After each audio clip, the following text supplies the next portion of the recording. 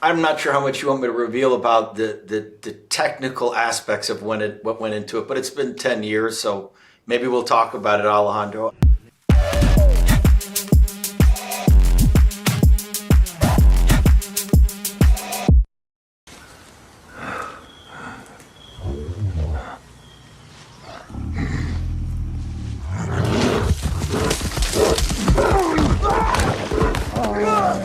I read a book that was very impressive and very useful for me that was basically based on more than 100 people that have survived bear attacks. so all of these guys, the accountants, were very, very important because they describe most of the time how they were basically you cross with the cops. And once you are in the middle between a mother and the cops, there's no way you survive.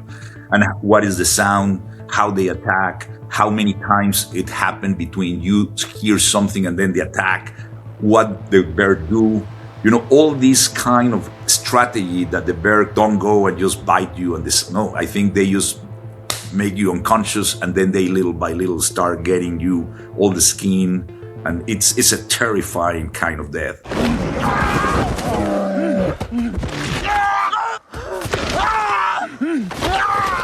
There was a series of pulley systems. We were amongst giant redwoods, and I had, 15 different cables tied up to me to draw me in different directions. We rehearsed for months with a man that was the size of a football player that I remember had a giant football helmet and a blue CGI bear head on top of him that learned how to be a bear for months, learned bear movements. Leo have to go through a very difficult process in a gym that we ran with arnés and choreograph exactly every movement of the bear with Leo. It's a choreographed, very brutal dance.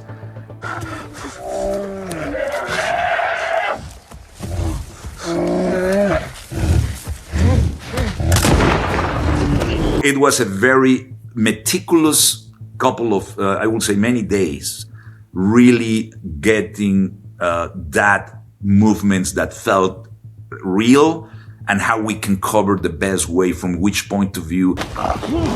Every film that I saw about bear attacks was always cut. And I think, it always looks, and I want to say how it will look as Werner Herzog documentary, that the camera was done there and then you see that in real time. That was my experiment. So how a bear attack will be in real time, how I can say that this is the most realistic way to see it. And that's what we attempt. There was a time where I think he wanted this all to be in one shot, the whole movie. And obviously when you have two characters that are in far distances from each other, it's very difficult to connect them. But certainly for specific sequences, there was really no cuts. So it was, again, one of those adrenaline-filled moments of having to get each one of these movements right. And I remember also Alejandro talking about working with the CGI and constantly trying to make it look less pretty, less clean, make the bear dirtier, grittier. And he kept working and working. And then the final product, just for me as an audience member, getting to see it, it feels incredibly ruthless and realistic. And so much thought was put into all of it.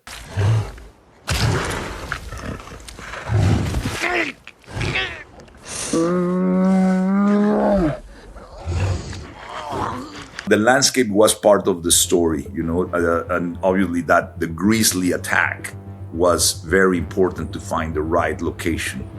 After obviously, there was a lot of research too. There was not only like creative license, but always it was based for me, I think, for the dramatic tension and kind of some research that really makes sense to the survival story of this character.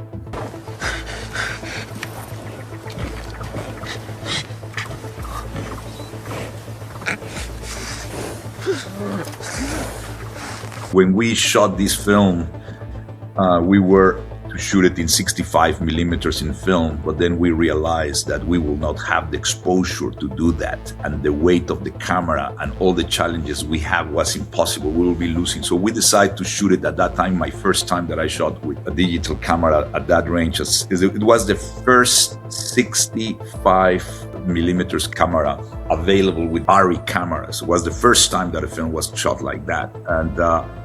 And I think the image always was very beautiful and powerful, but I have to say that checking the result in the IMAX, the sound of it, I was very, very impressed about the work of Martin Hernandez and all the team, that they did this incredible work to assess all those sounds in. Randy Thorne, by the way, was the guy who found a way to get right the sound of the bear, how it should sound, not like overdone. If you overdone that, then you kill that. So it was a massive effort of months to design that in audio. So the audio, I think the people that watch the film in the IMAX will be very impressed with the sonic experience beyond the visual, which it has hold incredibly. Chivo called me actually 2 days ago and said, wow, he said the audio is the best of the movie. He said, this is not the image, it's like the audio is a trip. And another factor that I want to mention here is our beloved, incredible musician, Ryuichi Sakamoto, who did the score with Karsten Nicolas, with Alba Noto and Bryce Dessner. That score of Ryuichi is just insanely beautiful. So anyway, it was almost a year working in the sound design of the movie. It was as complex as the thing, but we are very proud of it, of the sound.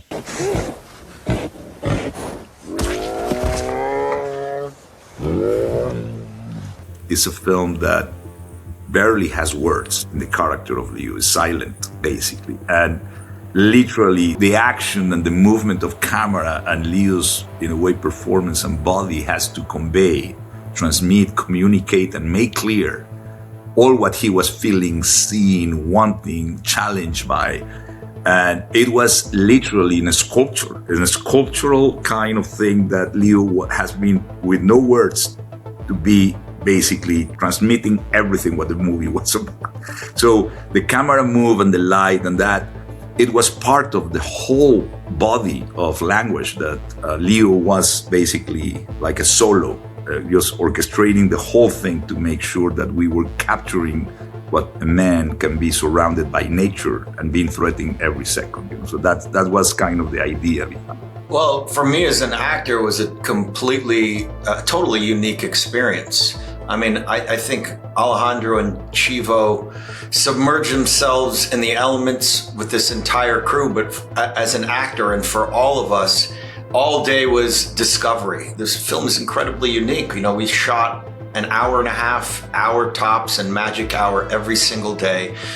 So it was almost like a theater production for us as actors. We would rehearse the scene over and over, again, to the point where we were able to experiment, take chances, but a lot of that improvisation and stuff needed to be done during the daytime, because once that magic hour hit, oftentimes we wouldn't get it, but it needed to operate like a Swiss watch. I mean, especially with Alejandro and Chivo's movements with the camera, this fluidity of this sort of snake-like constant movement, we needed to be exactly at specific points at specific times. So all the experimentation as an actor, I felt, kind of happened during the daytime, which was totally unique, And of course, there were spontaneous moments on the day that happened, those sort of happy accidents, but it felt like a traveling theater production. And oftentimes we would just not accomplish what we had to accomplish, and we'd have to come back and try it again the next day.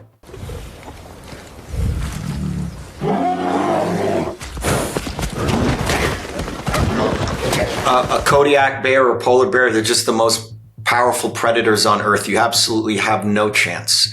Their skin is massively thick, can't be penetrated, and the thing weighs a good 800 pounds heavier than you. You absolutely no chance against an animal like that. It is the apex predator on Earth.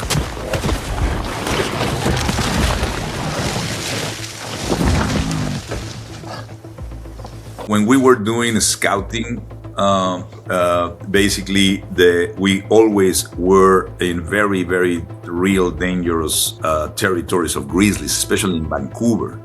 And we always have with us one guy with a rifle in case, right? And the guys who were very used to that territory, always the recommendation for people that wants to hear that, the way to avoid it is to walk as tall as you can, raise your hands, Well, there we go.